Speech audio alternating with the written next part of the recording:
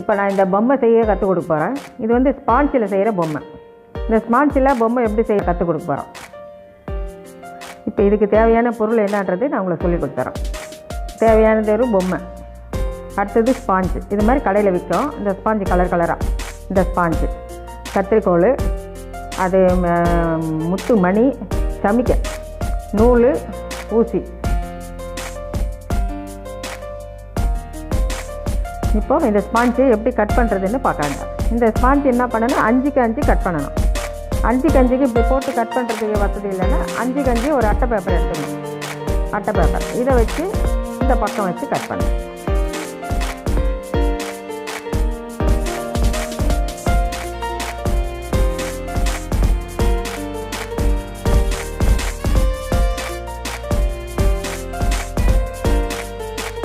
அதே மாதிரி இன்னொன்று இந்த பக்கம் இதை வச்சே கட் பண்ணிக்கலாம்.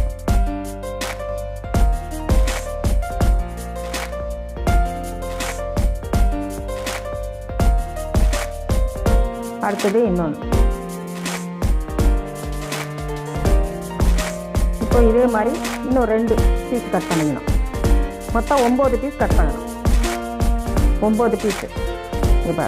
இப்போ இந்த அட்டையை திருப்பி இதில் வைக்கிறோம். இதில் வச்சு கரெக்டாக 2 2 வரும். இப்போ 2 2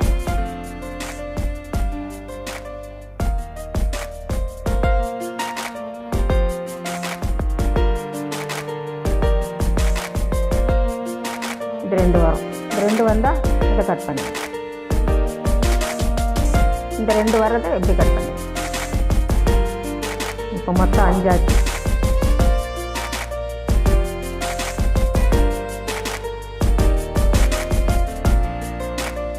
இது 9 பீஸு. பாவாடைக்கு மட்டும் 9 பீஸ். இது மாதிரி 5க்கு 5 9 பீஸு. அடுத்தது சட்டை தைக்கணும். சட்டை, தொப்பி, ஹேண்ட்பேக், இதுக்கெல்லாம் இங்கே பாருங்கள். சட்டைக்கு என்ன பண்ணணும், இந்த சின்னதை அப்படி மடக்கி வச்சுக்கோங்க. மடக்கி வச்சுட்டு இதிலே பாருங்கள், இதிலே எடுத்துடலாம். சட்டைக்கு இப்படி மடிச்சிங்கன்னா சட்டை வந்துடும். இப்படி கொஞ்சம் மடிச்சிங்கன்னா சட்டை வந்துடும். இதை நம்ம அப்படியே வெட்டிக்கலாம்.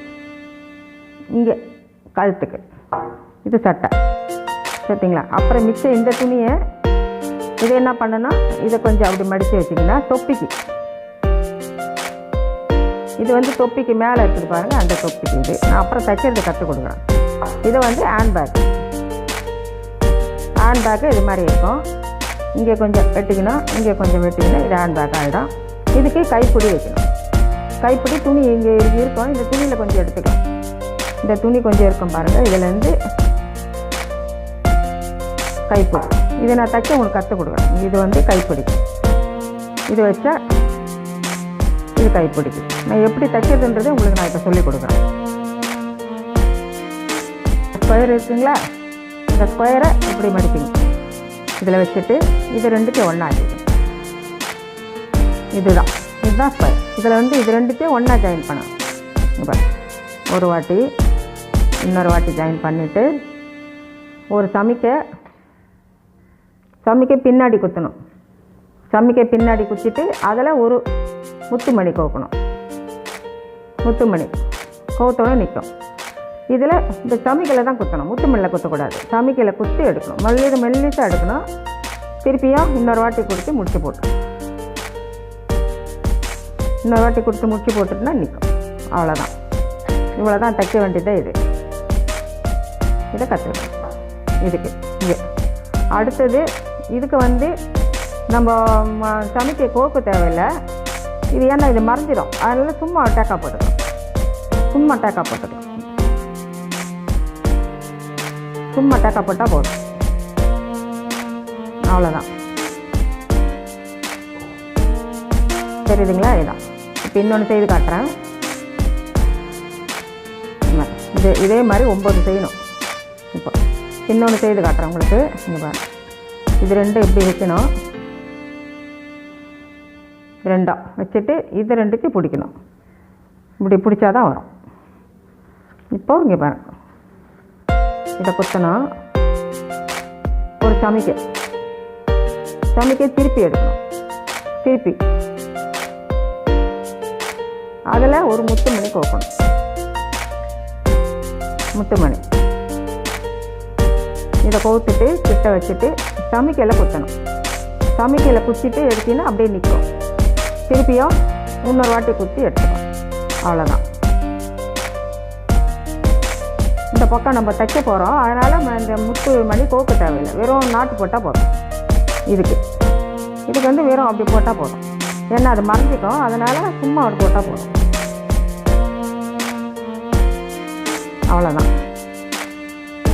இதை எடுத்துக்கணும்.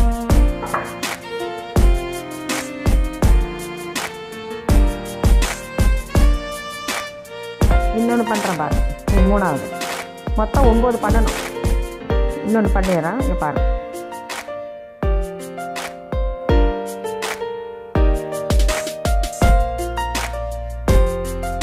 ஒரு மணி சமைக்க,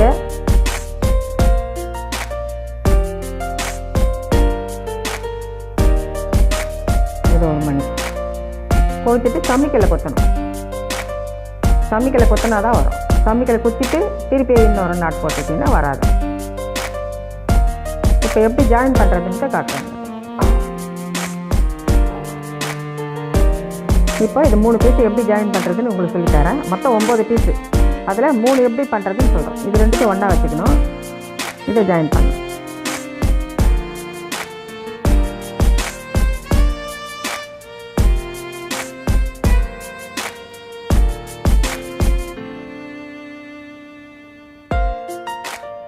அதே மெத்தட் தான், ஒன்றுமே இல்லை. அந்த சமைக்கையில் குத்தணும்.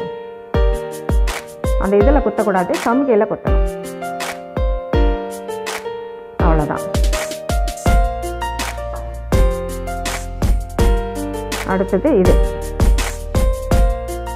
2 ஜாயின் பண்ணிடணும். சும்மா ஜாயின் பண்ணால் போதும். சமைக்க தேவையில்லை, ஏன்னா இது மறைஞ்சிடும். அதுக்கோசரம் சமைக்க வேணாம். இதுக்கு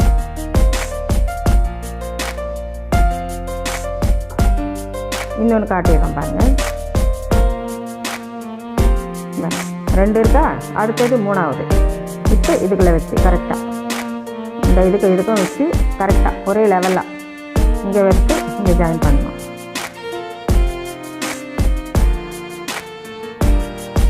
இப்போ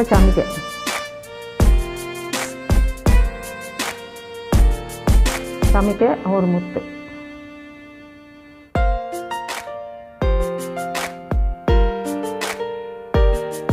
சமைக்கையில் குத்தணும். சமைக்கையில் குத்தினா தான் நிற்கும்.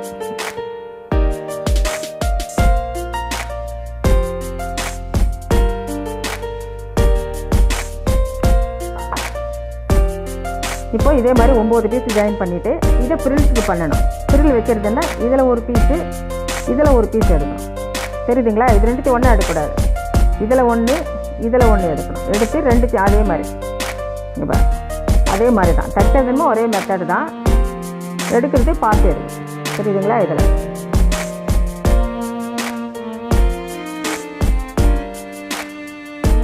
அப்போ தான் அந்த பீஸ் வரும் நல்லா அழகாக. இதில் ஒன்று, அதில் ஒன்று எடுக்கணும்.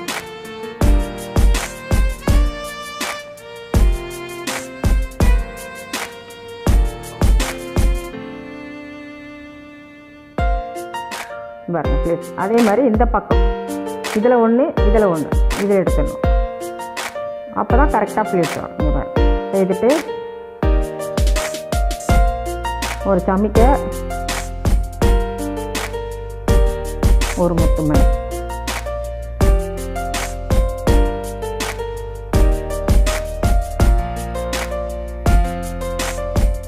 எப்போ மணியில் அது கோக்காத, சமைக்கல கோக்கும். அதே தான். இப்போ கட் பண்ணி இப்போ பார்த்தானே உங்களுக்கு தெரியும். உங்களுக்கு இப்போ இதே மாதிரி ப்ளீட்ஸ் வரும். தெரியுதுங்களா? இதே மாதிரி ப்ளீட்ஸ்.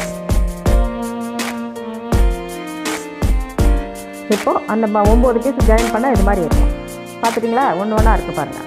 இதில் ஒன்று, இதில் ஒன்று ஜாயின் பண்ணணும். இதில் ஒன்று, இதில் ஒன்று ஜாயின் பண்ணால் இது மாதிரி வரும். இதுதான் பாவாடை. இது என்ன பண்ணால் சுருக்கணும். சுருக்கிறதுக்கு இது பேர். இதில் ஒன்று குத்தணும், பின்னாடி. அப்புறம் இதில் சேர்த்து ஒன்று குத்தணும். இங்கே ஒன்று ஒன்றே குத்தணும், அப்போ தான் சுருக்கி வரும். 3 ஆச்சா?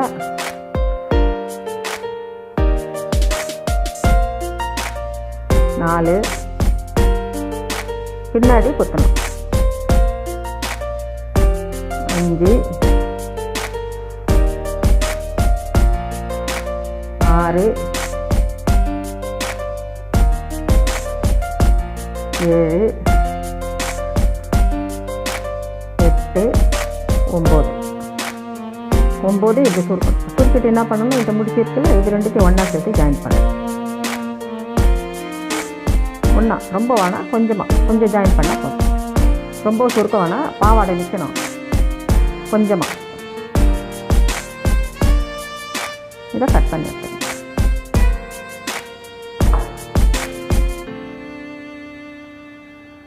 இது மாதிரி வரும்.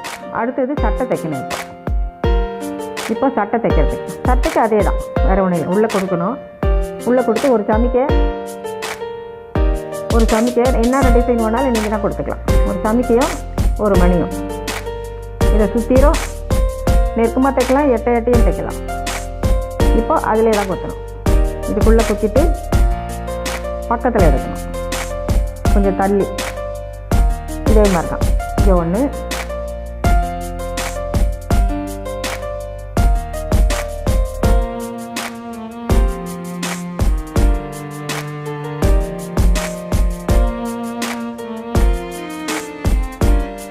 இதே மாதிரி குத்தி சமைக்க எப்படி எடுக்குதுன்னு பாருங்கள். இதே மாதிரி குத்தி இந்த பாட்டுக்கும் நம்ம சமைக்க எடுத்துடலாம். இந்த மாதிரி சட்டை இருக்கும். இந்த சட்டையை தான் நம்ம எடுத்து போட போகிறோம்.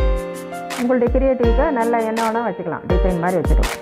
எட்டை தைக்கலாம். ஒரு சித்து பின்பக்கம் தேவையில்லை, இது வரைக்கும் தைச்சிக்கலாம். இப்போ வந்து தொப்பிக்கும் இதே மாதிரி தான் தைச்சி விட்டணும்.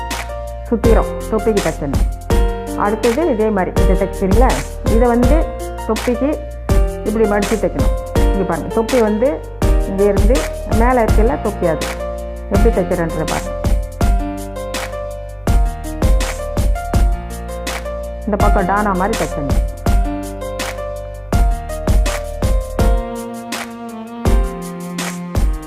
டானா மாதிரி இங்கே பாருங்கள்.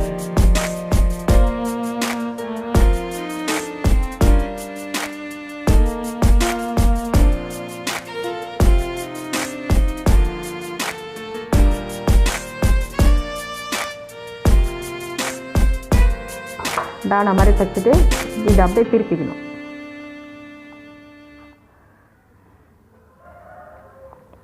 இதுக்கெல்லாம் பொறுமையாக செய்யணும்.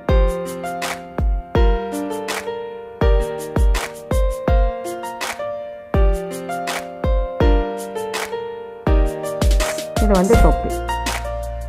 இதை வந்து இதுக்குள்ளே கொடுத்து இதுக்குள்ளே தைச்சிடணும்.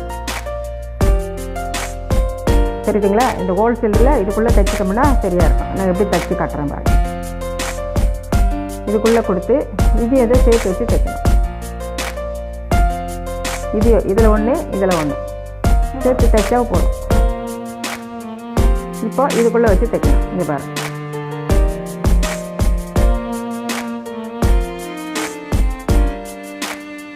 இதுக்குள்ளே தைச்சி பொறுமையாக தைக்கணும். இந்த 2 துணியை வச்சு பொறுமையாக தைக்கணும். இதுக்கா நூல் அறந்துக்கும், சமைக்கும் வந்து இதுவும் இந்த கிழிஞ்சிடும். பாஞ்சம் பொறுமையாக ஒத்த நூலில் தைக்கணும்.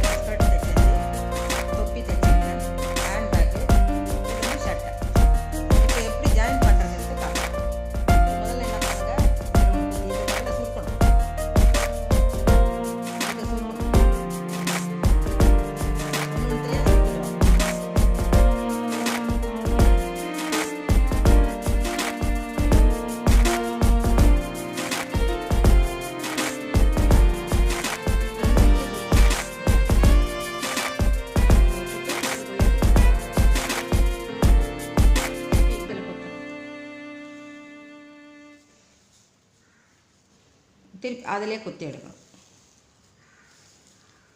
இந்த பக்கம்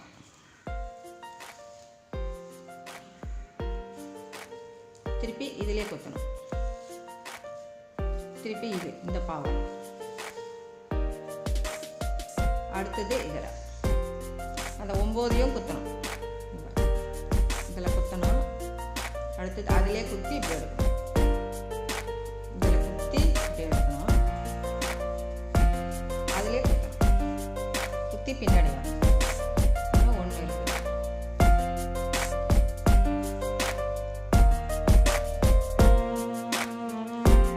திருப்பி இதிலே குத்திட்டு இப்போ இதில் குத்தணும் பாருங்க. அது ஜாயின் பண்ணணும். இதை வந்து 2 ஜாயின் பண்ணணும். கொஞ்சமாக, ரொம்ப இல்லை, பாவாடை கொஞ்சம்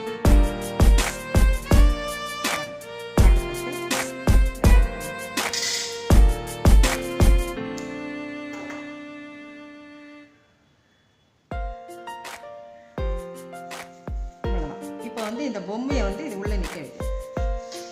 இந்த பொம்மையை நிற்க வைக்கணும். இந்த சட்டை வந்து இதுக்குள்ளே போடணும். இந்த பொம்மை தலை வரும். தலையை எடுத்துகிட்டு வந்துடும். தலையை எடுத்துகிட்டு இதுக்குள்ளே அப்படி மாட்டிக்கணும். மாட்டின பிறகு அப்புறம் எடுத்து சொரிக்கணும்.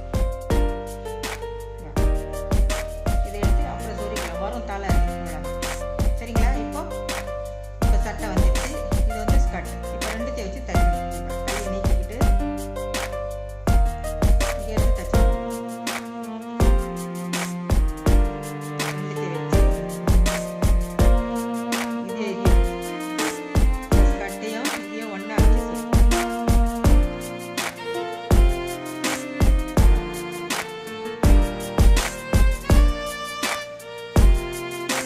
பின்னாடி திருப்பி 2 கரெக்டாக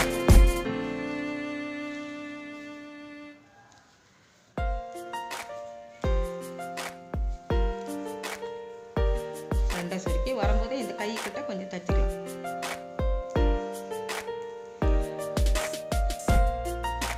கை கிட்ட தச்சுட்டு இந்த பாவாடை ஃபுல்லாகவே இந்த பாவாடை தச்சுக்கலாம்.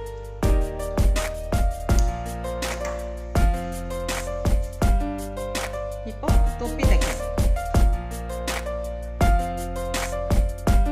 இப்போ தொப்பி தைக்கிறதுக்கு தொப்பியை நம்ம தைச்சல திருப்பி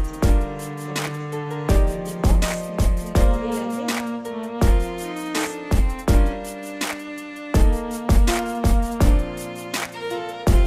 எடுத்துட்டு அப்படியே பாதி கிட்ட வந்து இந்த சைடு வரும். இந்த சைடு வந்து இதில் இன்னொரு வாட்டி இதில் திருப்பியும் அதே 2-3 வாட்டி தைச்சா நல்லாயிருக்கும் தொப்பி. இங்கே பாரு.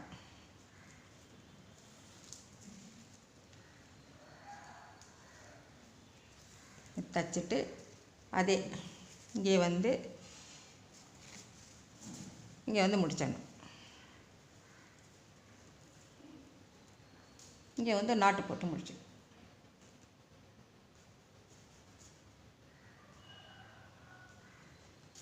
இதை முடிச்சிக்கணும். இப்போ ஹேண்ட்பேக் வைக்கணும். ஹேண்ட்பேக் விழுந்துற போதுன்ட்டு சும்மா ஒரு தையல் போட்டால் போதும். வேறு ஒன்றுமே இல்லை. சும்மா ஒரு தையல். அவ்வளோதான். அப்புறம் பொம்மைக்கு நீங்கள் என்ன வேணாலும் அலங்காரம் பண்ணுறதெல்லாம் பண்ணிக்கலாம். இந்த பொம்மை உங்களுக்கு பிடிச்சிருக்குன்னு நினைக்கிறேன். இந்த பொம்மை பிடிச்சிருக்குதுன்னா பெரிய நீங்கள் ஹாலில் வைக்கலாம், கிஃப்டாக கொடுக்கலாம், எவ்வளோ பேருக்கு எது வேணால் கொடுக்கலாம். ரொம்ப அழகாக இருக்கும். உங்களுக்கு இந்த கை வேலை பிடிச்சிருக்குதுன்னா லைக் பண்ணுங்கள், ஷேர் பண்ணுங்கள், கமெண்ட்ஸ் பண்ணுங்கள். மறக்காமல் சப்ஸ்கிரைப் பண்ணிவிட்டு பெல் பட்டனை ப்ரெஸ் பண்ணுங்கள்.